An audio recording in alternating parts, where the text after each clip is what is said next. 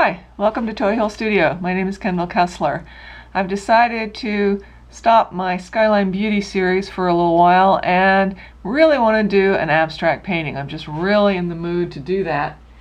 And as always, I'm not real sure what I'm going to do. I always have an experimental approach to all these YouTubes regardless of what I do. But I think what I'm going to do is to separate the warm and cool colors with this shape and work on cool colors in the middle of the shape and then warm colors on the outside. Usually cool colors will recede and warm colors will advance, but you can reverse that. Any artist that knows what they're doing can reverse that. And don't know, I do want to get this complicated, and I am probably going to get rid of the shape itself. I'm probably going to just let that go. Don't know. As I said, I just, with these paintings, just kind of see what happens, try different things, and hopefully come up with something that I think is interesting. Now, I did want to bleed it more, so I need to use some more water because I'm letting it kind of separate out and I didn't want that. So I need to get some more water into it so the colors will bleed together more. That's better. And I was also thinking about having a completely different direction of the brushwork in the background, to go in maybe a circular pattern. Don't know, it's going to be a little while before I get to that area. But I do think I'm probably going to get rid of the shape because I want something kind of ethereal. And I think that shape is just not going to help me do that. That's going to make it too precise. So using a pretty small brush, not a tiny brush. This is the sort of thing that you really can't really know what you want until it really gets going. Like right now, having the cool colors, they're kind of pretty, but it's not going to really start to say anything to me until I start getting all those warm colors going too. But I just thought it would be a real interesting exercise. There are a lot of people that say it's just such a beautiful comparison when you have warm and cool colors together, separated into bands. It's just, the effect is just, some people call it the music of the spheres. I don't know. I think most people probably don't see it that way, but we artists really get into colors and the things that they do. I like this so far, but like I said, I can't really see what I'm doing much of all until I get that rid of the white. As I've said before, if you've watched my YouTubes, you know that white is a combination of all colors, so it's going to overpower anything you do. Nobody believes that, like I've said before, until they take equal amounts of those colors, spin them around, and you will get white. Equal amounts of all colors. Colors of the spectrum. And probably, I think most people probably know this, that if you bend light, then you can see what it is, and it's all the colors: red, orange, yellow, green, blue, blue-violet, and violet. And that's what you see, of course, when light passes through a prism. And I just think that's such a beautiful effect. I love that when that happens in a room. It's just, to me, it's just a breathtaking thing. But then I'm a real color nut. What artist isn't? Artists do emphasize different things, and not all artists are that big in color. Of course, there are artists that prefer to work in black and white. And actually, it's really a color anyway. And to me, whenever I see anything in black and white, I still just see it as color. And whenever I do something in black and white, I'm not happy unless I have a really wide range of grays, because I'm such a color nut. And then when I see all that, it starts to get more and more interesting to me. Won't be too much longer. I'm going to get working on those warm colors. Some of it's drizzling down through there. Might want to fix that. I might not. And as I've said before, I like to explain this kind of art to people, because not everybody understands it. I think more and more people are starting to appreciate it. Oh, get some interesting textures there where it's dry. But I like to explain why artists sometimes just don't work from what's there, and it's just colors and textures and brushwork and so forth. Well, we all have visual biases, and when you look at artwork, you bring those biases with you. There are certain things you like to see more than other things. For some people, it's cars. Some people, it's horses. Some people really like to see paintings of people. Well, when there aren't any shapes that you can recognize, then you either like it or you don't like it based on how the artist made it look, how they put it together. And it's not that it's better art, it's just that it's a reaction just to what is used and not what is any kind of representation of something. And we call this art non-objective or non-figurative. I think a lot of people now are just saying abstract because a lot of people don't see the difference between shapes where you don't really see anything and shapes where they've been definitely changed. But artists like to say that when there's a definite change in a shape, but you can still see it, we call that abstract. And when you don't really see any shapes from the world, call that non-objective or non-figurative. But, it's all art, and it's all fascinating to me, and I really do live to paint, and so I do this. And I'm working hard at promoting my channel more and more because I want to get more and more artwork out into the world. It's just what I do, and I like to get them to people. Okay, now I'm still not seeing a whole lot, and I'm probably going to go back into that a lot. But now I'm going to do some warm colors in the background and just see what happens. And like I said, I'm probably going to watch out and get enough water here. I'm probably going to take them in one direction. I thought that might be an interesting effect. In the inner area, I pretty much did in all different directions. And I was thinking it might be interesting to take the warm colors in a swirling manner. And see, this is going to make all the difference. Now I'm going to start to see an interaction between the two, instead of the white overpowering the cool colors. And now it's starting to look a lot more interesting to me. I think I'm probably going to do a few of these because, as I said, I'm just really in the mood for some abstract art. To me, it's all the same. I know that's hard to understand, but when an artist paints from something, they're putting down shapes, colors, textures. They may look like something, but it's an arrangement by the artist. Always, first and foremost, an arrangement by the artist. Their selections and how they do it. Okay, I want to get more red in here. Yeah, there we go. So it's all the same. You're putting down shapes. It's just with certain kinds of art, we don't recognize the shapes, but they're still there. Oh, okay, now I'm starting to see something I like. With the yellow going against those cool colors. I'll watch my time here. That's starting to get more interesting to me. We all like different things. I think, though, like I said, I'm still probably going to get rid of that edge and just kind of soften it out and blur it out. Because I really don't like that real definite shape, and I know that doesn't make a whole lot of sense. But trust me, if you paint all the time, it would.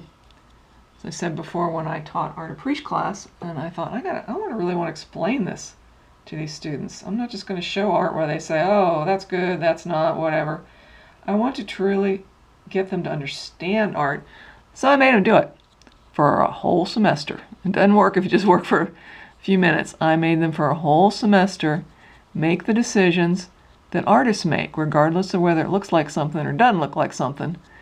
And it worked really well. I had a lot of students say, oh, okay, now I understand art a whole lot better. And that was really nice.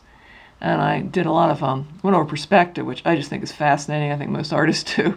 The mathematical system for getting geometric solids and rooms and so forth to look right, developed during the Renaissance. And I just think that is such a fascinating math. I'm not that great at math, but I really do love perspective, so I had them do that. Tiles in a room, cubes and all that. And I'll never forget this one math major. He didn't want to take the class, and he was fascinated with that because that was his thing, math. And that's what linear perspective is. Okay, coming along here. I think the yellow is really making interesting. I'm not following what I said I was going to follow so much. There's not so much a pattern, but I did want to get complicated with it. Well, I'm starting to get into it, but I still don't really like that real strong, definite shape. So that's going to go either in this layer or the next. If you've watched mine before, you know that lots of times I go back into these and I just work for like 20 minutes on camera, and then lots of times I work for a long time off camera as I make all kinds of decisions. Oh, I almost used a cool color. I wasn't thinking. Okay. Well, yeah, I think I want to work just a little more and get rid of that. I really want to get rid of that. Maybe go back into the cool area now and get rid of that. Or just not make the edge so definite. I think probably a abstract painting without any shape at all is probably what I should have started with. But I just thought it would be interesting to have a warm, cool relationship where they are just really right next to each other. Oh, I like that. Using the blue-green to go over that edge so that you don't see it. Or not so much. It's still going to be there, but not so much. I want it to kind of melt into the warm areas more and not be so definite. So, yeah, I like that a lot better. Painting is so fascinating. There's just nothing like it. I really love to paint. Mostly representational, though. I do like to work from nature more than anything, and I'm working on wildflower paintings right now. I just did one of some beautiful wildflowers from Wildwood Park in Radford, Virginia, and I thought it turned out real good. So I'm real pleased. Not sure how long I've been working here. I hope it's not too long. I think it's like 10 minutes. But I did want to kind of make this a little less distinct and try to do that now. Because sometimes with these paintings where I'm really experimenting, first layer is the best, and it doesn't work so good to go back into it. So that's what I'm trying to see if I can't get rid of that. But I do want it to be very ethereal. So there's some areas here that are kind of real strong colors. I want them to be softer. I want the whole thing to just be a soft blend of warm and cool colors with a shape, but not a real definite shape. Not going to work too much longer though. But now I'm going to do a larger wildflower painting. Oh yeah, I really do like getting rid of that. I'm going to do a larger wildflower painting, and I'm not sure what exactly I'm going to do. I think this time I might not even work from something. Sometimes I do that, where I completely make it up. And some of my really strong wildflower paintings have been based on things I see, but not really a definite scene. And I really like doing that. Okay, yeah, that's more what I wanted. I didn't want such a definite squiggly shape here. I wanted it to really mesh into the area. So I'm just going to work a little bit longer and then quit and then decide whether I want to do more with this or just let it go as it is. And this is on very, very cheap paper with cheap paint. As I've said before, I don't sell these ones that I've used cheap materials with on cheap paper, but you can get fantastic archival prints. Oh, now I'm starting to get what I wanted. All right, it's getting something. I really just had kind of an idea in my head, not exactly. Yeah, but I didn't want it to be so precise just kind of letting them go together. That is a lot more of what I wanted, or the idea I had in my head. And I'm just going to do a little bit more. But I think it's kind of, I really like it. I think it's a nice little abstract painting. And maybe I should get a little lighter red back there. I know that doesn't make a whole lot of sense. It's a matter of painting a lot and a matter of my personality, what I react to. That is just what I like to see, but not necessarily an object, just colors, the way I react to color, and what's happening with the brushwork. Because to me, so much of a painting that is really beautiful is just how the marks are put down. And I know that may not make sense to you, but it may. Who knows? I like doing these YouTubes, but I don't know who's watching. And if you're an artist, I'm sure you're thinking, oh yeah, really liking that, how that's working. Because of the expression is real strong. And it's getting complicated. Not that you have to have real complicated work. Sometimes artists are very uncomplicated with what they do. The minimalists of the 70s, God, that's not for me.